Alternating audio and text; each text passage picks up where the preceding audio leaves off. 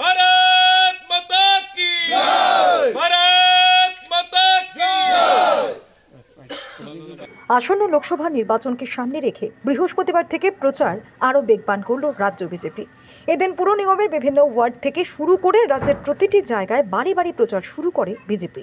রামনগর বিধানসভার মুক্তাপুকুর পাড় এলাকায় প্রচার করেন মেয়র দীপক মজুমদার। পাশাপাশি মণ্ডল সভাপতি তাপস দেবের নেতৃত্বে রঞ্জিতনগর এলাকায় চলে প্রচার। ভারতীয় জনতা পার্টি সারা রাজ্য থেকে সিদ্ধান্ত নেওয়া হয়েছে যে সারা রাজ্যে প্রতিটি বুথে আজকে বাড়ি বাড়ি প্রচার আনুষ্ঠানিকভাবে সূচনা করা হবে। প্রতিটি মণ্ডলে আনুষ্ঠানিকভাবে এক একটি বুথকে ধরে রাজ্যের বিভিন্ন নেতৃত্ব, বিভিন্ন ওয়ার্ডের নেতৃত্ব এবং কার্যকর্তারা, মণ্ডলে যারা কার্যকর্তারা, ডিস্ট্রিক্ট, স্টেটের প্রত্যেকজন কার্যকর্তা প্রতিটি বুথে থাকবেন। সেই উদ্দেশ্যে আজকে রামনগর মণ্ডলে 49 নম্বর বুথে 17 নম্বর ওয়ার্ড আগরতলা পৌর অন্তর্গত, সেখানে আমরা বাড়ি বাড়ি প্রচারে বেরিয়েছি। উদ্দেশ্য হচ্ছে আমরা প্রথমে আমাদের প্রধানমন্ত্রী নরেন্দ্র মোদীজি রাজ্যবাসী, দেশবাসীর কাছে প্রতিটি বাড়িতে গিয়ে বলেছেন যে ওনার হয়ে উনি যে প্রণাম জানিয়েছেন প্রত্যেকটি বাড়িতে আমরা যাচ্ছি, মোদীজির হয়ে আমরা ওনার প্রণাম জানাচ্ছি।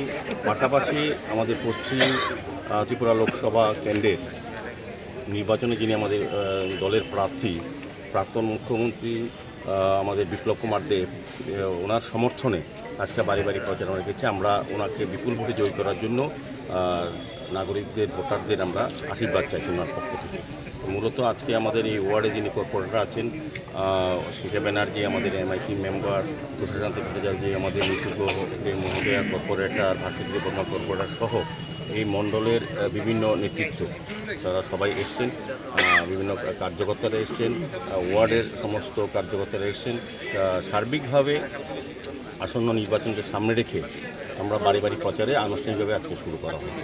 7 রামনগর মণ্ডলে 49 নম্বর বুথে আনুষ্ঠানিকভাবে সকলে মিলে আজকে শুরু করেছি। কালকে থেকে প্রতিটি বুথে, প্রতি বাড়িতে আমরা যাব, আমাদের মোদিজির পক্ষে মোদিজির প্রণাম আমরা জানাবো সবাইকে এবং আমাদের প্রার্থী বিপ্লবের পক্ষে আমরা আশীর্বাদ চাইব যাতে বিপুল ভোটে আমরা জয় হতে পারি। সেক্ষেত্রে আমাদের রাজ্যে এই 6 বছরে আমরা কী কী কাজ করেছি সেগুলিও আমরা মানুষের হাতে তুলে ধরার চেষ্টা করছি।